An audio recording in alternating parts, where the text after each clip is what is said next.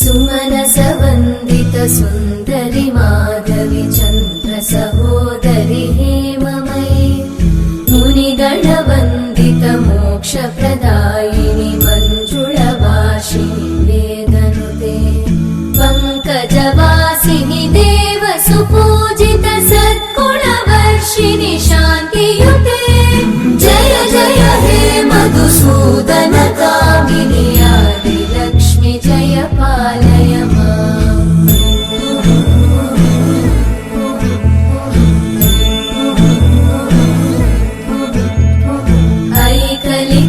ऐकलिकल्मषनाशिनि कामिनि वैदिकरूपिणि वेदमये